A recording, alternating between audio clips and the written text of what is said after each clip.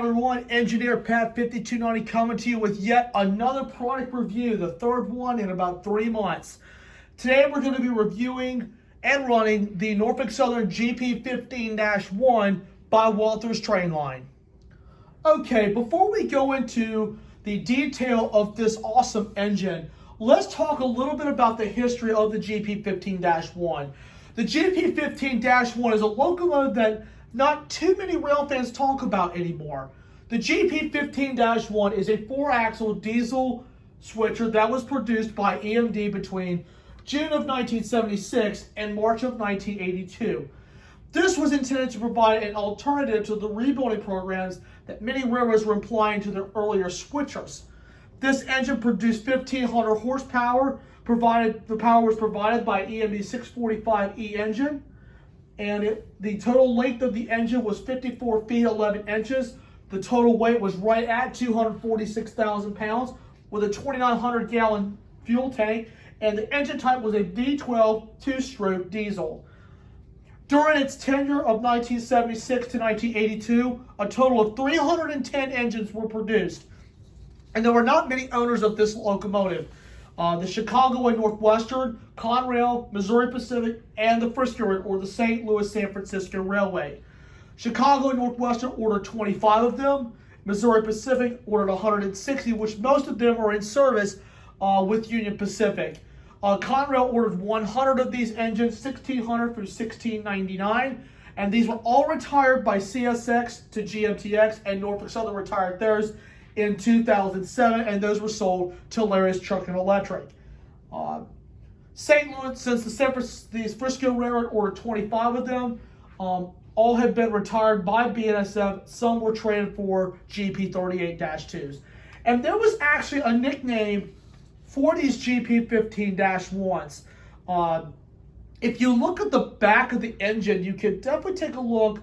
The radiator section is similar to those found on the SD40T-2 and the SD45T-2, and leading some observers to incorrectly identify them, such as the GP15T, and giving them the nickname a baby tunnel motor, which I thought was a pretty cool nickname.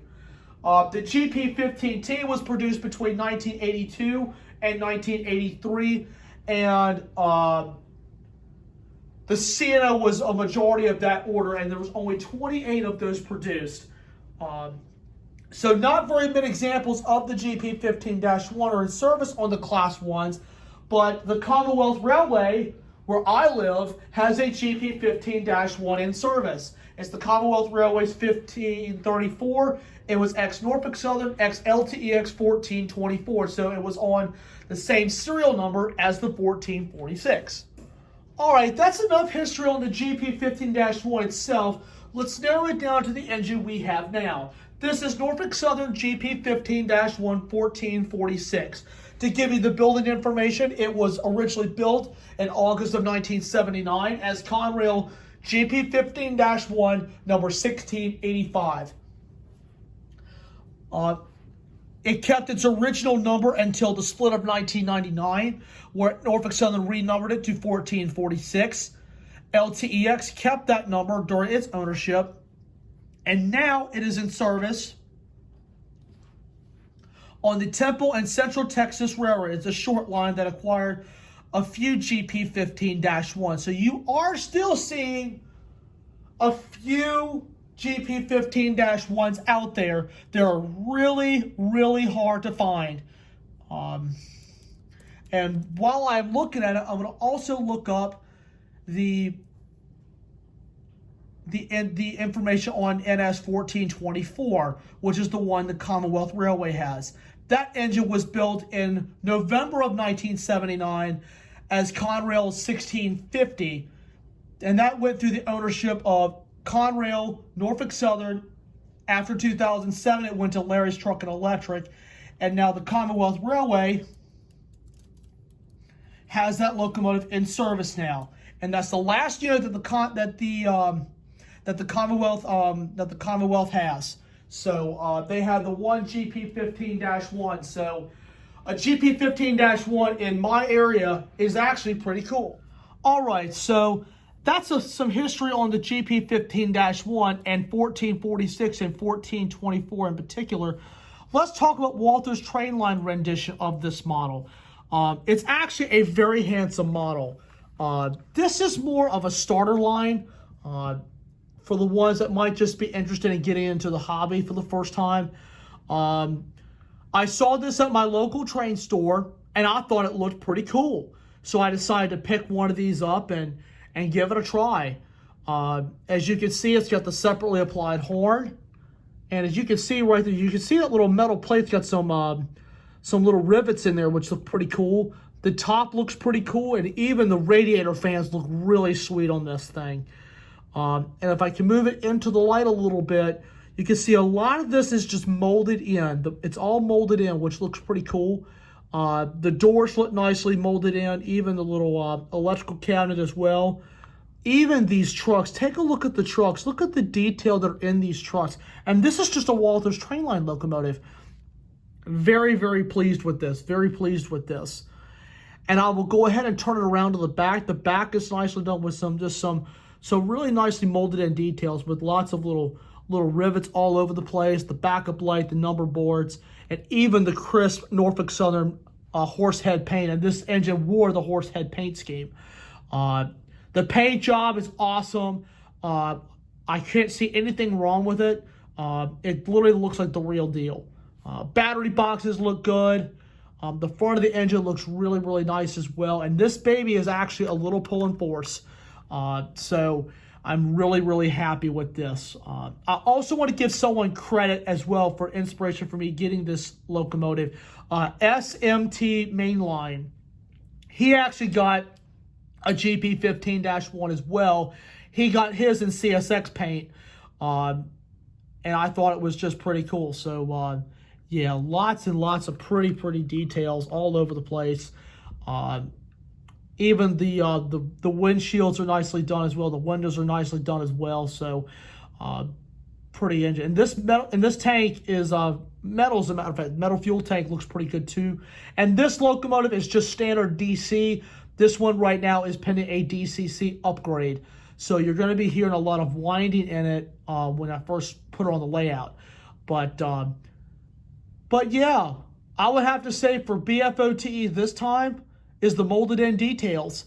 And I just have to say it's really, really awesome. And I can't wait to run it for you guys. So if you just give me a second, let me go and put this thing on the track and we will take it for a spin. All right, I've got the 1446 on the layout. We're getting ready to take this thing for a spin. This train has actually got 15 cars right behind it. A lot for a little HO engine, but let me tell you something. This baby will pull it with ease. So, like I said, this is standard DC. I actually got this for a really good deal.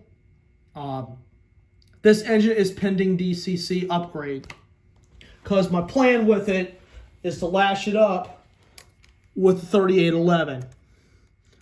So have an ex-Conrail consist in there, at some point have all EMDs for it. So that's the future plan with that. So so you will be seeing this in a consist very soon. So I will go ahead and power this thing up. Since it is standard DC, you're going to hear that sound if you have a DCC layout, but once you put a decoder in it, that sound is actually, will go away. You can see the light is really bright on it. Love the lighting feature. So I'm here to pull the train forward, and I have 3 rebuilt cars on this, so let's take it for a spin.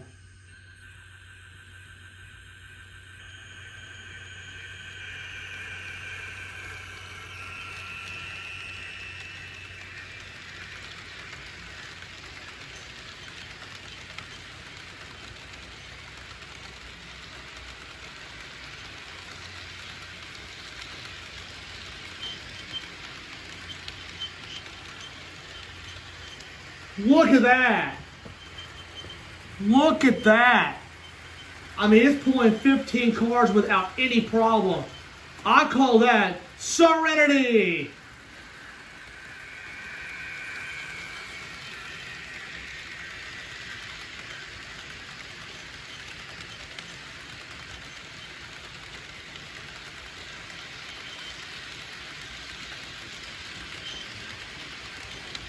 We go ahead and turn the lights off. You can see the lights in action.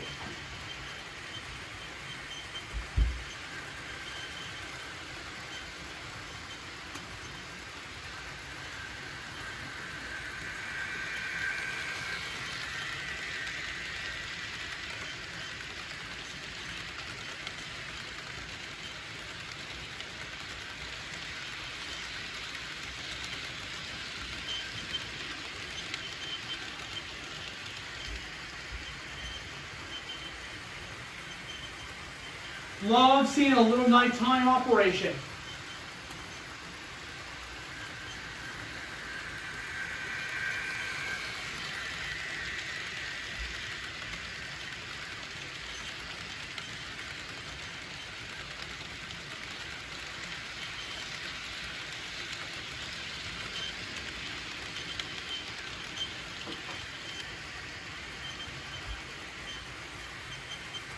Really, really pleased with this locomotive.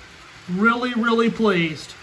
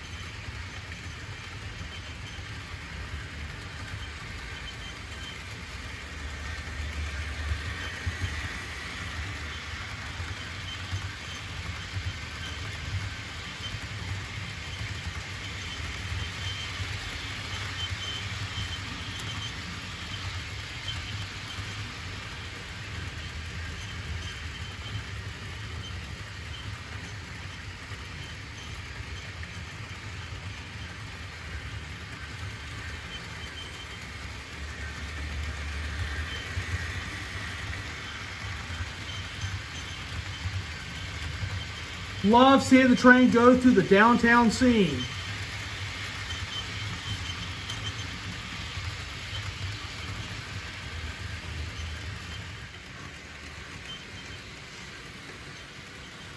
And you guys can hear that this locomotive is very quiet when it's in motion.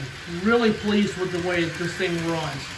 And for just a starter locomotive, this one's a really good one if you guys are getting into HO, you just want a basic locomotive. This is my first Walthers locomotive. I forgot to mention this earlier, but this is my first Walthers locomotive. And so far, I am really, really impressed.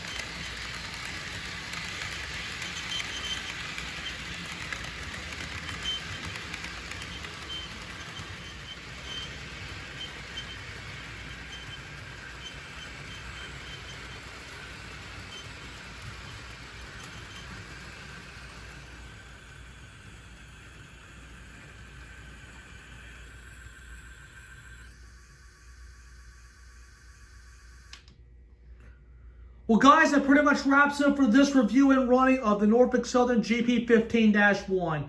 I'm really, really pleased with this little Walthers train line locomotive. Like I said before, it's a really good starter line for the ones of you who are just now getting into the hobby and just want a basic engine. And for the price I paid for it, it's a pretty darn good locomotive. You can see it pull 15 cars with ease. Really, really happy with that. So that about wraps it up for this video. Just remember, smash the like button, drop a comment down below, and subscribe. Tap the notification where you get all the latest updates. Lots more projects coming up soon. I want to put a big thank you out there to all of my supporters on all social media platforms I have. The newest one being TikTok. So if you have not followed me on TikTok, please give it a follow, Engineer Pat 5290. Your support means the world to me, not only to me personally, but also for the future of this channel. So just remember, smash the like button, drop a comment down below, and subscribe. Can't wait to see you guys again on the next run. Thank you all very much. Take care, and may God bless.